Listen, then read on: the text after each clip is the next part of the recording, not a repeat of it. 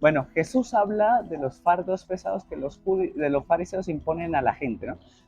Que es una referencia a la halakha judía que tiene 650 y pico de preceptos. Pero evidentemente el Evangelio nos habla también de una situación actual. Fíjense que casi siempre lo que la filosofía moderna ha achacado al cristianismo es que sobrecarga al hombre con los preceptos que son heterónomos. O sea, una ley que me da otro, que me da Dios, me da la iglesia. Cuando el hombre moderno supuestamente tiene que ser autónomo, es decir, yo mismo, una ley para mí mismo. Es decir, lo que Nietzsche decía, que el cristianismo sigue una moral de esclavos. Es todo lo contrario. Jesucristo en el Evangelio denuncia esto. ¿Qué es lo que pasa con la filosofía moderna? Que parte del punto de partida de que el hombre en sí mismo es bueno. Sin embargo, la moral cristiana, la primera página de la Biblia, aparece el pecado. Es decir, el hombre tiene el corazón herido, la armonía rota, privado de la comunión con Dios, privado de la comunión con los demás, las pasiones gobernando por encima de la razón. Es decir, el hombre está patas arriba, ¿no? Y cabeza abajo. O sea, ¿qué significa esto? Que la fe cristiana me libera. ¿Por qué? Porque Jesucristo no simplemente me dice lo que yo tengo que hacer, sino que también me da la fuerza para cumplirlo, y esa es la clave. Es la clave de tener el Espíritu Santo dentro de ti que te ayuda a vivir esa vida en el Espíritu. O sea, ¿cómo parte nuestra fe cristiana? Pues de algo tan sencillo y tan impresionante como lo es la encarnación. Yo estoy aquí, necesitado de ayuda, y aquí está Dios. Y Dios no me dice, ánimo, ánimo, venga, sube. Y yo no puedo, no puedo. Y ánimo, ánimo, que te doy la mano. No, no puedo, no puedo. No, no, no. Lo que hace Dios es que se hace hombre, se une a mí y me levanta de mi situación caída. Y eso es algo que la filosofía moderna no entiende, porque como reduce el cristianismo a mera ética, el cristianismo es una moral y chimpún, pues entonces no entiende que alguien te tenga que decir lo que tienes que hacer. Pues no, no, el cristianismo no es mera moral, es Dios que se hace hombre para rescatarme a mí. Pero es que además la ley moral dentro de mí no me esclaviza, sino que me hace libre de mis pasiones. O sea, ustedes piensan que la propuesta de Freud, que es dejar libre tus pulsiones biológicas o lo que él llama el ello, ¿eso te hace libre? Pues eso no te hace libre, eso te hace un desgraciado para toda tu vida, con perdón de la palabra, ¿no? ¿Pero por qué? Porque te hace esclavo, pero no esclavo de otro, sino de la peor esclavitud que hay, que es ser esclavo de ti mismo y de tus propias pasiones más ardientes, por amor a Dios. En segundo lugar, Jesús nos invita a vivir no de cara a la galería de los fariseos que buscan las protoquilías, o sea, los primeros puestos en los banquetes o las protocatedrías, los primeros lugares en las cátedras, en las sinagogas, sino que siempre buscan el proto, el proto, el proto. ¿Qué significa el proto en estos dos verbos del Evangelio? Proto es primero, pero claro, la perspectiva de la Sagrada Escritura es distinta. Mira, cuando Dios llama a Abraham, hay una característica que no hemos reflexionado mucho en ella. Yo haré tu nombre grande. Pero qué bonito, yo haré tu nombre grande. Sin embargo, si lees la Biblia, la llamada de Dios aparece en el capítulo 12 del Génesis, justo antes del episodio de la Torre de Babel. ¿Por qué los constructores empiezan a hacer ese marco templo, figurato, rascacielos de aquella época? Pues sencillo, nos vamos a fabricar un nombre. O sea, los constructores de Babel, que es siempre la pasión que ha tenido la humanidad, es fabricarse un nombre, es decir, darme a mí mismo un nombre, hacerme un lugar, autoafirmarme, quiero ser famoso. Se querían dar un nombre a sí mismos. Pero aquí está el fallo. Porque ¿qué sucede?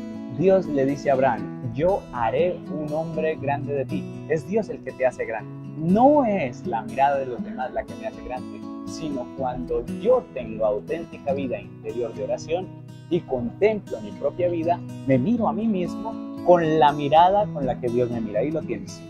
Bien. Con la mirada que Dios te mira. Eso es una auténtica maravilla. Es decir, yo haré tu nombre grande. Dejarme mirar por Dios. Lo contrario es juzgarme como los demás me juzgan a mí, ¿no? La vanagloria.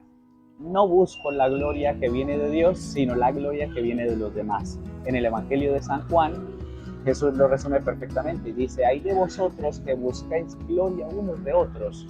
Yo recibo gloria de mi Padre. Pues bueno, esa es la clave. Recibir la gloria únicamente de Dios. Solamente de Él, ¿no? Bueno, y lo siguiente, fijaos, es que la cuestión del magisterio es que Jesús habla de este evangelio de cómo los fariseos les gusta que les reconozcan como maestro, ¿no? Y utilizan la palabra rabí. Aquí me viene a la mente un texto de San Pablo a Timoteo donde dice, en los últimos tiempos, cada cual que juzgue, los hombres se buscarán maestros a la medida de sus deseos. ¿No les suena? Simplemente por el hormigueo de escuchar cosas nuevas. Nunca como antes la sociedad y diversas instancias se han constituido como maestros. Por ejemplo, el Estado moderno. No, yo enseño moralidad, el Estado moderno. ¿Cómo que tú enseñas moralidad? La moralidad no la tiene que enseñar un padre a sus hijos y ser algo propio de la familia. No, lo enseño yo, vale, muy bien. Tantos gurús que hoy se utiliza esa palabra, es decir, como de ser pequeñas lucecitas que te van mostrando el camino, haga ayuda, haga esto, haga eso. La sociedad se convierte en tu maestro. O sea, ¿por qué? Porque abandonando a Dios se convierte uno en los discípulos del mundo. O sea, no llaméis a nadie maestros. Nosotros llamamos maestros a la medida de nuestros deseos. Pero cuando tenemos la palabra de Dios, que es la que nos guía y nos marca el camino, no hay más nadie. Hay un texto muy bonito del Antiguo Testamento que es del profeta Baruch. El pueblo ha partido a Babilonia, al exilio. Babilonia es la ciudad más grande del Oriente Medio de esa época. ¿Qué va a ver el pueblo? Algo deslumbrante, que es la cultura dominante. Y la cultura dominante con su pensamiento único, no hay ninguna situación nueva en la historia, eso ya lo vivió Israel, puede influirme. En Babilonia hay sabios, hay magos, hay técnicas agrícolas súper desarrolladas, la vanguardia del mundo de aquel momento, del mundo moderno. Y dicen, no, el único que tiene sabiduría es Dios, y esa sabiduría ha bajado del cielo, la Torá. ¿Quién es el sabio sino aquel que es creador del cielo? O sea, Dios.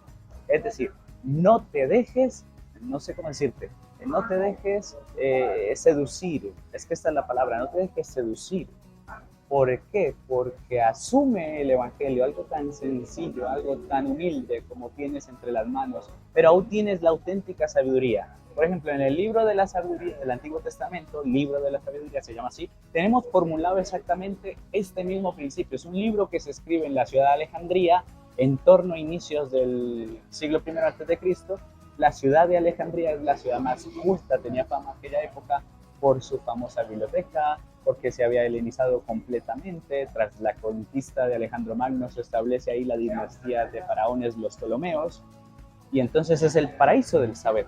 Bueno, y ahí en el libro de la sabiduría, escrito en la Alejandría de este contexto cultural, se nos dice que la verdadera sabiduría procede de la adoración del Dios único y verdadero, porque ahí tienes una sabiduría que no es humana, sino que es divina. Leyendo también a las memorias de Lucía, vivió un momento muy difícil y es cuando la mandan a un internado de Oporto y ella tiene que entrar con una identidad falsa y la llaman María Dolores. Y pues claro, al entrar con una identidad falsa porque querían protegerla, todo el mundo quería verla, protegerla, hablar con ella porque la fama de las apariciones se estaba extendiendo, pues la meten ahí donde no es conocida con una identidad falsa. Y evidentemente no puede hacer exámenes oficiales, sino que su formación tiene que ser un poco de soslayo porque no puede utilizar ni su nombre, ni su apellido, ni su carnet de identidad verdadero. Entonces ella se lamenta porque le duele tanto, pero en un momento en el cual estaba completamente abatida, dice, parece que nadie quiere ayudarme a cumplir el deseo de la Virgen María que me dijo que yo tenía que realizar, y es aprender a leer, ¿no? Eso le dijo la Virgen María, y nadie quiere ayudarme. En ese momento escucha una voz del sagrario que le dice, no temas, no te preocupes, yo te daré mi sabiduría. Y cuenta Lucía cómo a partir de ese momento, a pesar de no estar instruida, notaba que lo que escribía no venía de ella, sino del Espíritu Santo. Pues bueno, esto es hacerse pequeño, es decir, asumir la sabiduría que viene de Dios y no dejarme conquistar, no dejarme seducir por la sabiduría que viene del mundo y que me presenta a veces a Dios como mi enemigo. Pues, mi querida familia, vamos a asumir esta palabra tan bonita del Evangelio que nos da hoy el Señor. Todo el que se enaltece, verbo ixoa, es hacerse grande, será humillado, pero todo el que se humilla, tapeino, verbo hacerse pequeño, será enaltecido. En el Evangelio de San Mateo, el tapeinos, el pequeño, es el que recibe una revelación especial, porque recuerden que este texto tan bonito de Mateo, Mateo 11, bienaventurados, ¿cómo dice? La cabeza ya, me estoy confundiendo. Cuando Jesús le dice a su padre, Te doy gracias, ¿no, Señor Dios grande, Dios del cielo y la tierra, porque has escondido estas cosas a los sabios y entendidos y se los has revelado a los tapeignos, o sea, a los pequeños. O sea, entre más sencillo seas, más te va a revelar Dios. Tienes un maestro interior, el Espíritu Santo, que te está revelando, que te está iluminando. Recibe la bendición en el nombre del Padre, del Hijo y del Espíritu Santo y un abrazo gigantísimo. Chao, chao.